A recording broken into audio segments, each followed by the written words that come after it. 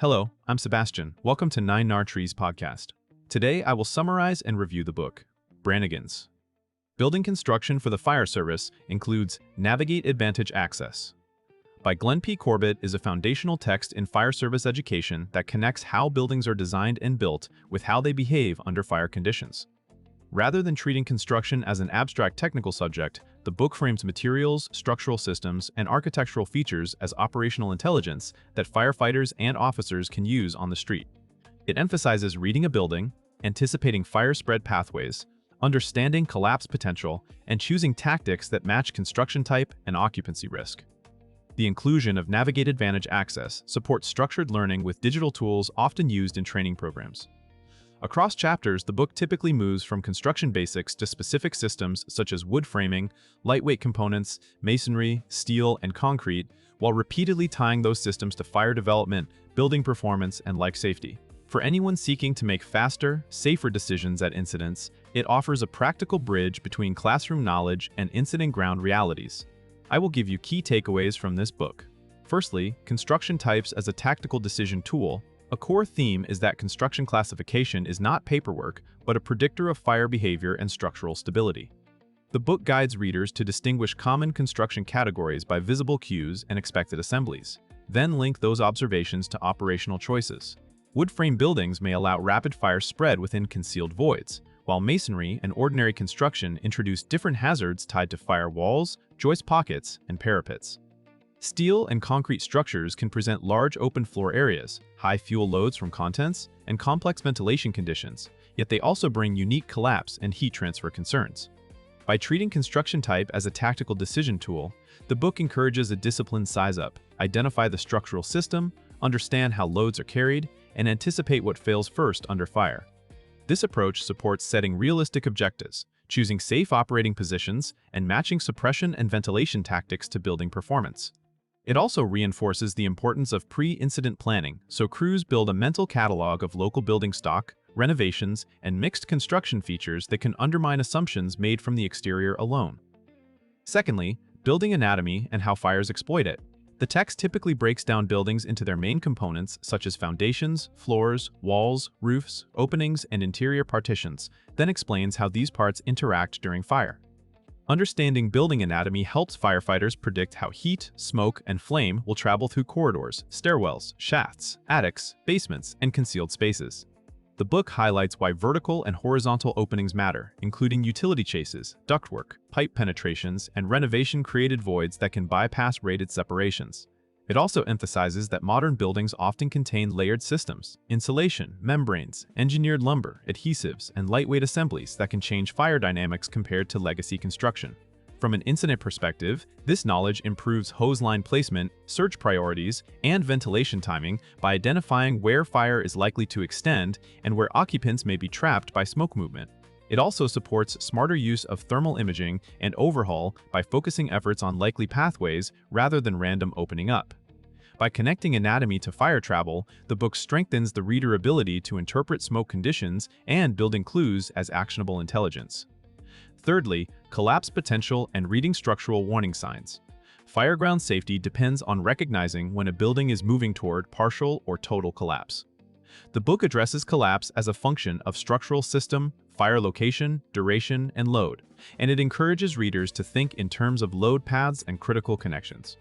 Lightweight truss and engineered components can fail rapidly when exposed, while heavy timber may perform differently but still present hazards once sections are compromised. The discussion generally covers common collapse triggers, such as weakened floors over basements, roof system failure from prolonged attic fires, wall instability from fire impingement or water damage, and the dangers created by renovations that remove supports or alter compartmentation. It also stresses the value of observing warning signs, changes in smoke-pushing patterns, sagging roof lines, spongy floors, cracked masonry, displaced lintels, and unusual noises.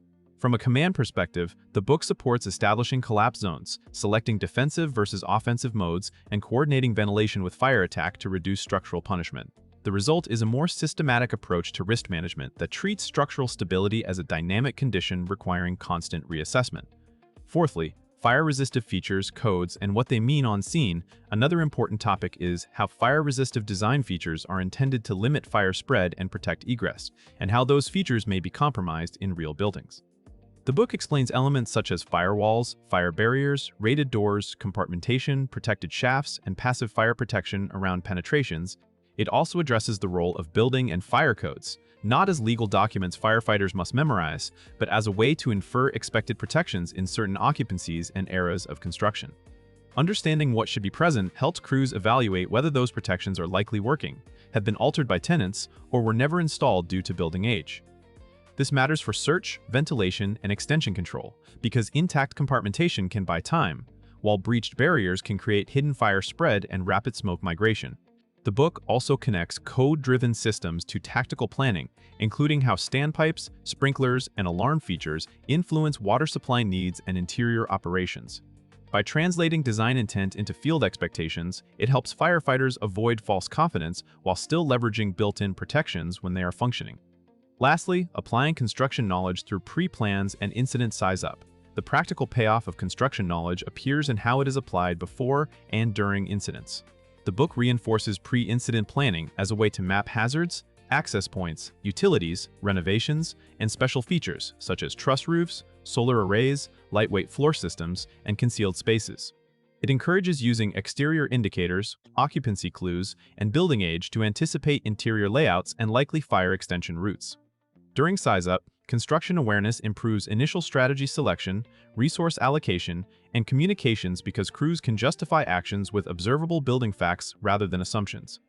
This includes choosing entry points that minimize travel under unsupported spaces, identifying areas where ventilation will help versus harm, and prioritizing searches where survivable spaces may remain. It also supports coordinated operations by giving a shared language for describing structural conditions and hazards. For training officers, this topic ties the book content to drills, walkthroughs, and scenario-based decision-making so that students build pattern recognition. Overall, the book positions construction literacy as an everyday operational skill that reduces surprises and increases the odds of safe, effective outcomes. In conclusion, this book is best suited for firefighters, company officers, incident commanders, fire inspectors, and fire protection students who want to make better decisions by understanding how buildings are put together. It is also valuable for instructors building a curriculum and for experienced members who recognize that modern renovations, lightweight construction, and mixed-use occupancies have changed the risk picture. The benefit to the reader's life is practical and immediate: stronger size-up, safer interior movement, better anticipation of extension, and improved judgment about when conditions are becoming untenable. Construction knowledge can reduce near misses by helping you spot hidden voids, read smoke in relation to compartments, and recognize early collapse indicators before a failure becomes obvious. Compared to similar books, Brannigan's reputation comes from consistently tying technical details to street-level tactics and risk management rather than presenting construction as a separate academic subject. The added Navigate Advantage access can support structured learning, review, and course integration for those preparing for certifications or formal training programs. For readers who want a single resource that connects building systems, fire behavior, and operational choices, it remains a worthwhile purchase and a reference you can return to throughout a career. If you would like to support Glenn P. Corbett, you can buy the book through the Amazon link I've provided in the podcast description. After reading the book, please let me know what you think and share your thoughts. See you around.